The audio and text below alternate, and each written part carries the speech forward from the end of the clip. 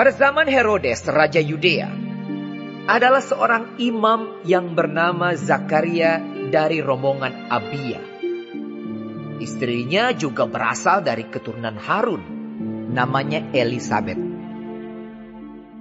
Keduanya adalah benar di hadapan Allah dan hidup menurut segala perintah dan ketetapan Tuhan dengan tidak bercacat.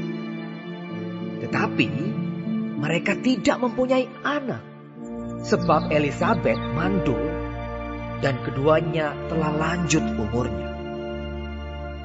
Pada suatu kali, waktu tiba giliran rombongannya, Zakaria melakukan tugas keimaman di hadapan Tuhan. Sebab ketika diundi sebagaimana lazimnya, untuk menentukan imam yang bertugas, dialah yang ditunjuk untuk masuk ke dalam bait suci dan membakar ukupan di situ. Sementara itu seluruh umat berkumpul di luar dan sembahyang. Waktu itu adalah waktu pembakaran ukupan.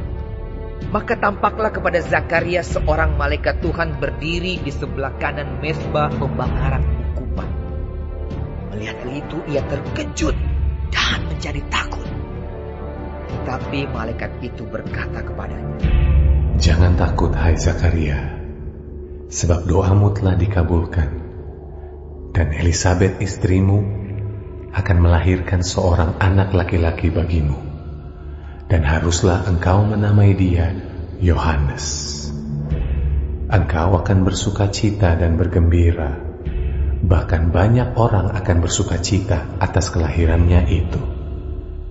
Sebab ia akan besar di hadapan Tuhan, dan ia tidak akan minum anggur atau minuman keras, dan ia akan penuh dengan Roh Kudus mulai dari rahim ibunya.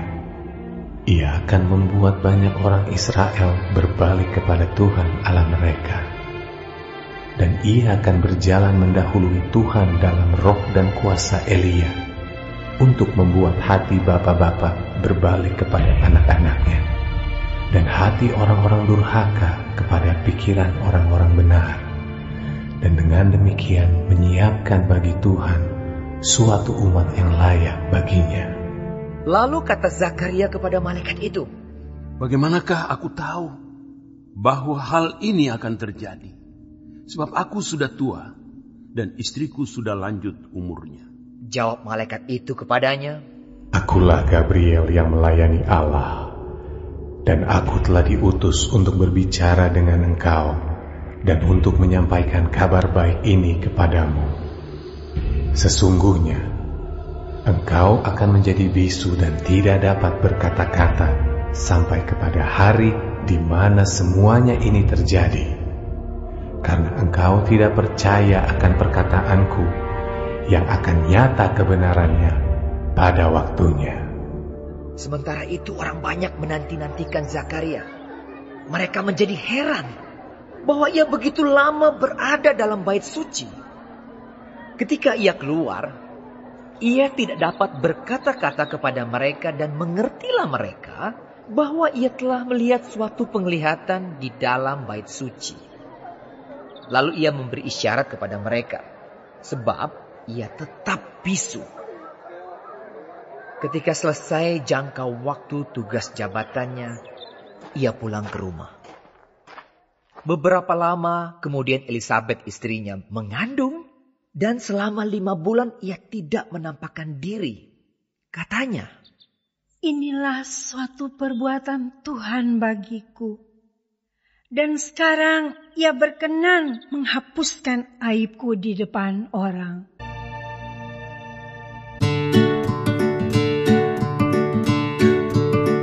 Selamat pagi adik-adik, kita berjumpa lagi pada pagi hari ini di pelajaran kedua, minggu kedua juga di triwulan keempat.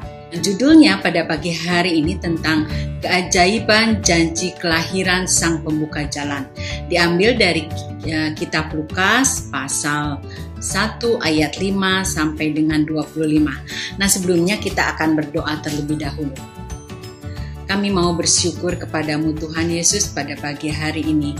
Dengan segala pujian, hormat, dan rasa syukur kami datang ke hadirat Tuhan mensyukuri kebaikan Tuhan bagi hidup kami. Kami sebentar akan mendengarkan firman Tuhan. Ajar kami Bapa, dan biarlah kiranya kami punya hati dan roh yang lembut untuk mau diajar oleh kebenaran firman Tuhan. Dan biarlah kiranya semua yang kami dengarkan boleh kami lakukan dalam hidup kami, supaya nama Tuhan semakin dimuliakan. Terima kasih Bapa, dalam nama Yesus kami berdoa. Amin. Adik-adik, kita pada pagi hari ini akan belajar dari kitab Lukas. Nah, Injil Lukas ini ditulis oleh Lukas dengan tema utama adalah Yesus Juru Selamat yang ilahi dan manusiawi. Dan kitab ini ditulis pada abad 60 sampai 63 Masehi. Penulisannya ditujukan kepada seorang yang bernama Theophilus katanya. Artinya seorang yang mengasihi Allah dan para petobat non-Yahudi.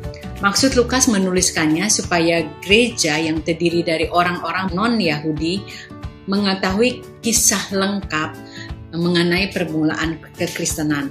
Itulah maksud Lukas menulis kitab ini. Nah, pelajaran yang akan kita pelajari pada pagi hari ini yaitu tentang Sang Pembuka Jalan. Kita akan mendengarkan nanti siapa sih yang dimaksud dengan Sang Pembuka Jalan itu. Lalu kenapa dikatakan Sang Pembuka Jalan? Tapi saya ingin sedikit mengulas tentang bagaimana cerita ini atau kisah ini terjadi, yaitu ketika pertama kali Imam Zakaria, yaitu dari rombongan Abia, mendapat gilirannya pasti diundi, dan kemudian pengundian itu ketemulah kemudian si Zakaria ini harus memberikan persembahan di bait Allah, tentunya dengan satu rencana Allah, karena Allah punya rencana bagi Zakaria. Ya, adik-adik tahu bukan, Zakaria itu istrinya Elisabet, dan ketika Zakaria melakukan tugasnya di bait Allah, kemudian datanglah seorang malaikat yang namanya Gabriel. Dia mengatakan bahwa istrinya kelak akan mengandung. Istrinya itu Elisabet, dan mereka itu berumur sudah lanjut usia. Usianya itu 75 sampai 90 tahun, dan kita tahu bahwa Elisabet seorang yang wanita yang mandul. Artinya mandul itu sudah tidak punya keturunan. Tapi bagaimana kemudian Zakaria mendapatkan sesuatu yang luar biasa dari Tuhan, dari Allah. Elisabet kemudian mengandung sesuai dengan apa yang dikatakan Allah melalui Gabriel kepada Zakaria. Nah, adik-adik, untuk lengkap ceritanya kita akan mendengarkan dari Pastor Alex. Silahkan Pastor.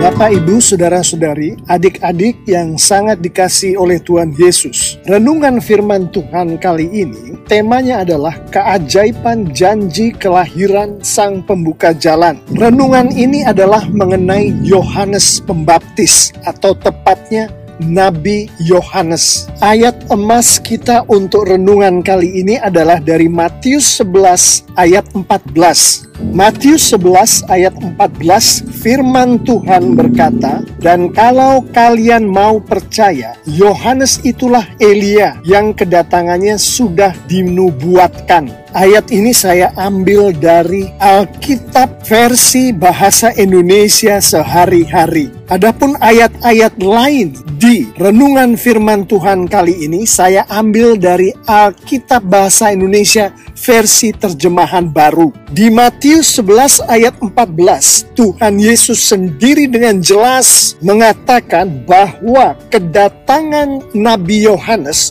sudah dinubuatkan oleh nabi-nabi di Perjanjian Lama. Dengan jelas pula Tuhan Yesus mengatakan Nabi Yohanes adalah Nabi Elia.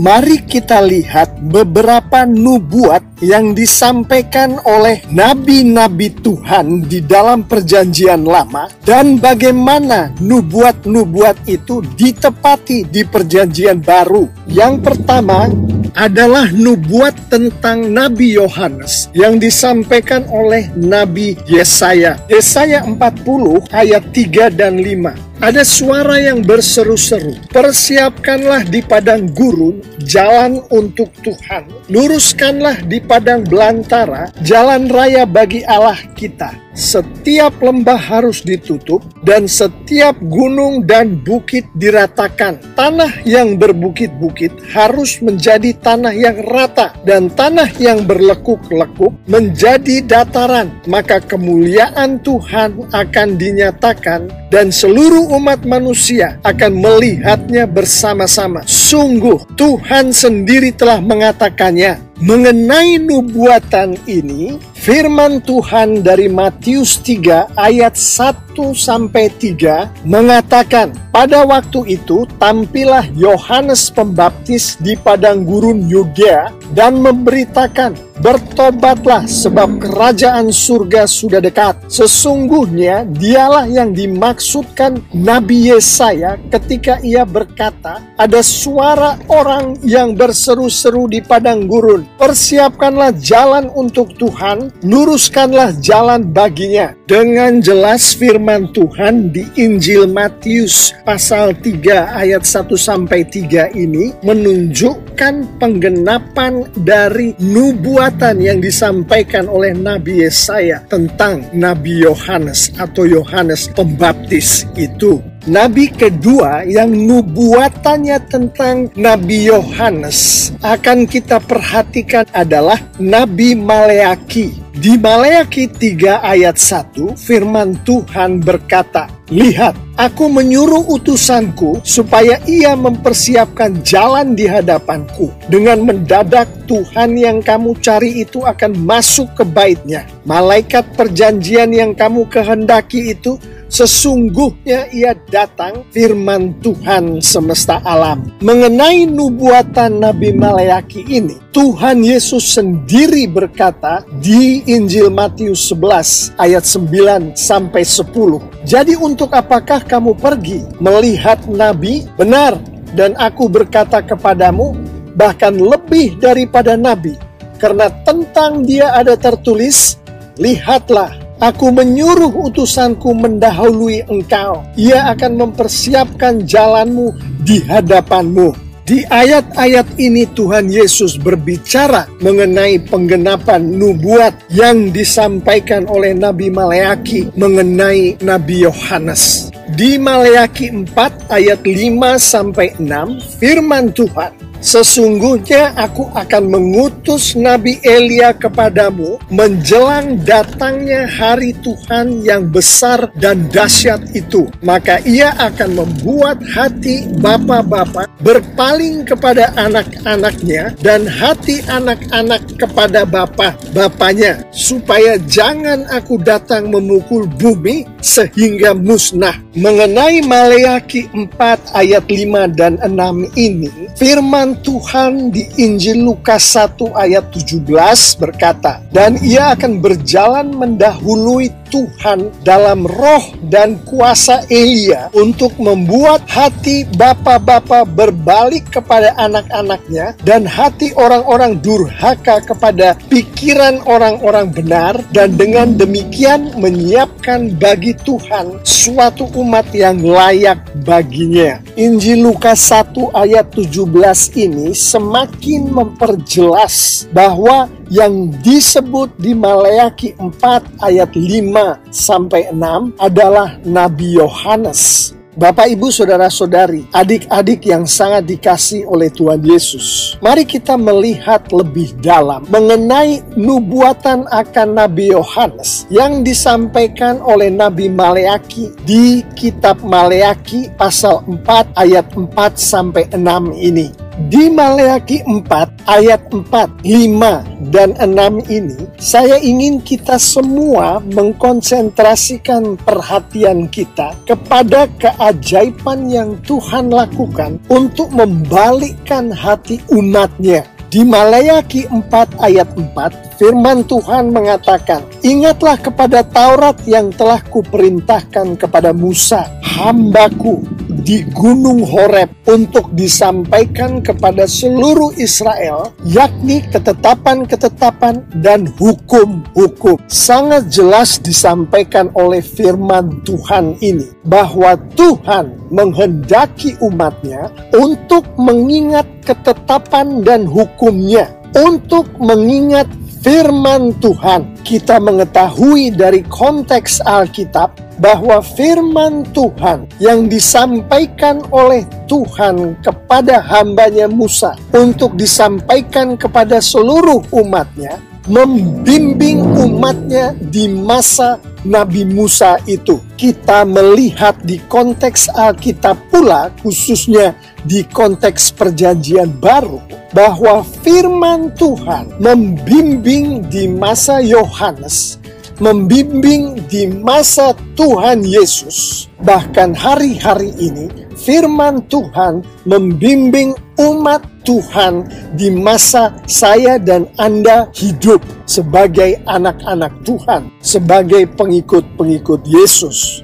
Firman Tuhan di Maleakhi 4 ayat 5, sesungguhnya aku akan mengutus Nabi Elia kepadamu menjelang datangnya hari Tuhan yang besar dan dahsyat itu. Dari konteks Alkitab dan dari Maleakhi 4 ayat 5 ini, secara tersurat dan tersirat, kita mengetahui bahwa Tuhan berkenan menunjukkan pada hari kedatangannya, Dia akan datang sebagai Tuhan yang besar dan dahsyat. Tuhan yang mengalahkan segala kekuatan yang ada di bumi maupun di surga. Dia adalah Tuhan yang datang sebagai Tuhan yang mengampuni. Ada dua penafsiran mengenai hal ini. Yang pertama adalah kedatangan yang dimaksud adalah pada saat Tuhan Yesus datang ke dunia, dan di dalam pelayanan Tuhan Yesus, Dia didahului oleh pelayanan Nabi Yohanes. Penafsiran yang kedua adalah kedatangan Tuhan Yesus yang kedua kali ke dunia. Penafsiran manapun yang kita ikuti, ayat 5 Maleakhi 4 ini di dalam terjemahan bahasa Inggris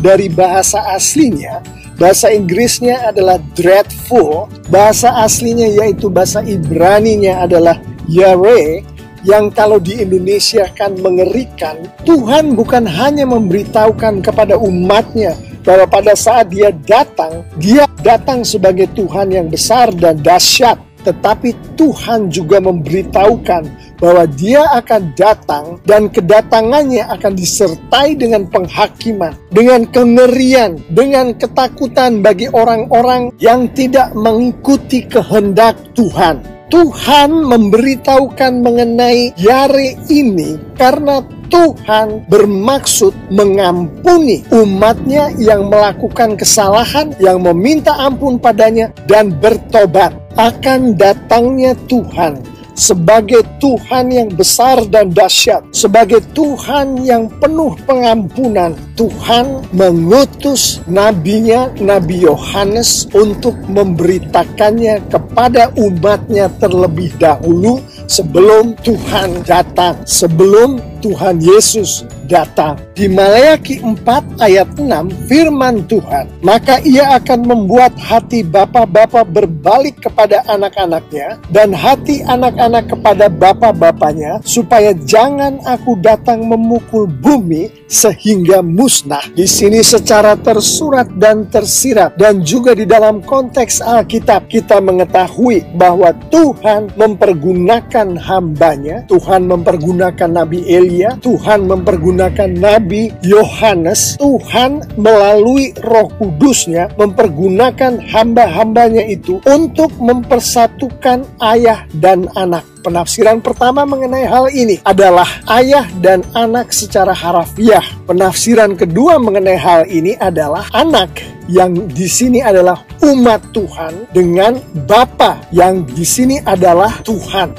Yesus. Keajaiban yang dimaksud di sini adalah dengan kekuatan Roh Kudus Tuhan mempergunakan hamba-hambanya, termasuk Nabi Elia, termasuk Nabi Yohanes, untuk hari-hari ini termasuk pendeta-pendetanya, termasuk pengikut-pengikutnya, termasuk saya dan Anda, untuk mempersatukan umatnya kembali dengan Tuhan, mempersatukan orang-orang yang belum percaya kepada Tuhan dengan Tuhan Yesus melalui hamba-hambanya, melalui kita-kita. Bapak, Ibu, Saudara-saudari, adik-adik yang sangat dikasihi oleh Tuhan Yesus, sudah jelaskah kita semua mengenai tujuan Tuhan untuk mengubah hati, mempersatukan hati antara hati anak-anak dengan bapak-bapaknya? Untuk memperjelas ini, saya akan menutup renungan firman Tuhan kali ini dengan penerapan berikut. Penerapan pertama, jika Anda adalah orang-orang yang belum memiliki hubungan dengan Bapa Anda, orang-orang yang belum memiliki hubungan dengan Tuhan Yesus, mari berdoalah, mari minta didoakan, memohon Roh Kudus untuk membuka hubungan dengan Bapa, dengan Tuhan Yesus. Di dalam membuka hubungan dengan Bapa, dengan Tuhan Yesus ini, Roh Kudus akan membimbing Anda untuk memohon ampun atas dosa-dosa Anda, untuk bertobat pada Tuhan. Roh Kudus juga akan membimbing Anda untuk membaca dan mengerti firman Tuhan. Roh Kudus akan membimbing Anda untuk bertemu dengan orang-orang yang akan mementori Anda. Roh Kudus akan membimbing Anda untuk masuk ke dalam gereja lokal.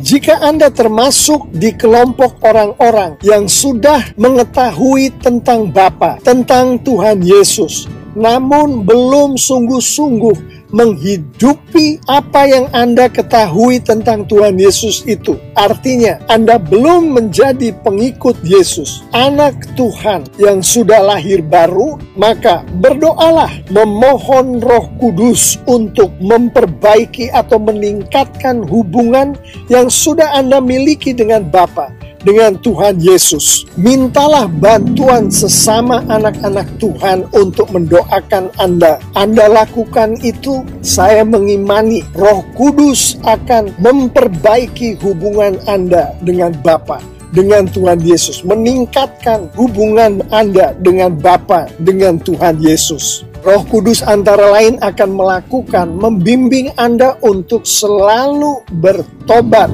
selalu memohon ampun setiap kali Anda mengecewakan Tuhan Yesus dengan tidak mengikuti perintah-perintahnya, dengan tidak mengikuti firman-Nya. Penerapan terakhir adalah berdoalah, memohon Roh Kudus untuk membimbing Anda agar Anda selalu memiliki hubungan pribadi yang akrab dengan Bapa, dengan Tuhan Yesus. Roh Kudus akan membimbing Anda untuk selalu membaca firman Tuhan dan mengerti firman Tuhan yang Anda baca itu, dan menghidupi firman Tuhan itu. Artinya melakukan firman Tuhan itu di dalam kehidupan sehari-hari Anda. Setiap anak Tuhan yang melakukan penerapan ketiga ini pasti memiliki hubungan pribadi yang baik dengan Tuhan. Bapak, Ibu, Saudara-saudari, adik-adik yang sangat dikasihi oleh Tuhan Yesus, dengan melakukan firman Tuhan ini, termasuk penerapan-penerapan yang barusan saja kita renungkan bersama, saya mengimani kita, anak-anak Tuhan, melakukan hal ini akan memuliakan Tuhan dengan luar biasa. Dan Alkitab secara tersurat dan tersirat menunjukkan kepada kita semua bahwa anak-anak Tuhan yang memuliakan Tuhan dengan luar biasa akan diberkati oleh Tuhan dengan luar biasa pula. Amin. Adik-adik sudah mendengarkan bukan siapa sang pembuka jalan itu, yaitu Yohanes Pembaptis. Seorang yang sangat terkenal, bukan? Dialah yang membuka jalan bagi Allah. Jadi Tuhan memakai Yohanes Pembaptis untuk mempersiapkan pelayanan Kristus di bumi. Karena Yohanes Pembaptis juga yang kemudian membaptis Tuhan Yesus. Ya, adik-adik ingatkan di mana? Di Sungai Yordan. Hal yang lain yang kita dapat pelajari dari kisah ini adalah bahwa Allah dapat melakukan sesuatu yang mustahil menjadi tidak mustahil bagi Dia. Nah, adik-adik, kita melihat bagaimana Elisabet yang notabene tidak dapat lagi mengandung, kemudian yang usianya sudah lanjut bisa mengandung, ya, atas perkenan Allah. Jadi tidak ada yang mustahil bagi Allah. Dia sanggup melakukan sesuatu yang mustahil bagi manusia menjadi tidak mustahil. Dan kita lihat apa yang dilakukan oleh Allah kepada Zakaria dan Elisabeth itu menunjukkan kehebatan kuasanya. Dan kalau adik-adik bertanya apakah akan terjadi juga di masa sekarang, pasti akan terjadi, kan Allah itu adalah Allah yang sama dahulu, sekarang, dan selamanya. Jadi Allah dapat melakukan segala sesuatu sesuai dengan kekuasaannya. Oleh karena itu senantiasa kita harus memuji Tuhan, senantiasa kita harus menunjukkan kekaguman kita kepada Allah yang mengasihi kita, yang mencintai kita. Nah adik-adik, ayat hafalan dari minggu ini adalah diambil dari kitab Ayub pasal 37 ayat 6. Dikatakan Allah mengguntur dengan suaranya yang mengagumkan. Ia melakukan perbuatan-perbuatan besar yang tidak tercapai oleh pengetahuan kita. Nah adik-adik, demikian pelajaran kita pada minggu ini. Saya percaya adik-adik mendapat banyak hal melalui pelajaran pada minggu ini. Dan jangan lupa untuk persembahan, saya mengajak adik-adik setia untuk memberikan persembahan atau perpuluhan kepada Tuhan melalui gereja.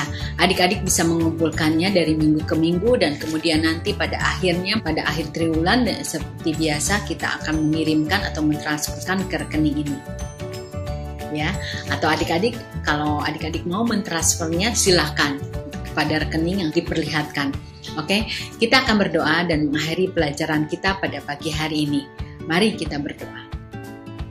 Terima kasih Tuhan karena Engkau sudah memberitahukan kepada kami tentang perkara yang besar yang sudah Tuhan lakukan melalui Yohanes Pembaptis, bagaimana kemudian Zakaria dan juga Elisabeth boleh mengalami perkara luar biasa. Biarlah kami mengetahui bahwa Allah kami Allah yang patut dipuji, yang bisa melakukan apapun juga. Terima kasih Bapa untuk kebenaran firman Tuhan pada pagi hari ini. Sertai kami sepanjang minggu depan, kiranya kasih karunia dan penyertaan Tuhan bersama dengan kami. Terima kasih Bapa, di dalam nama Yesus Kristus kami berdoa. Amin. Sampai jumpa kembali adik-adik minggu depan. Bye.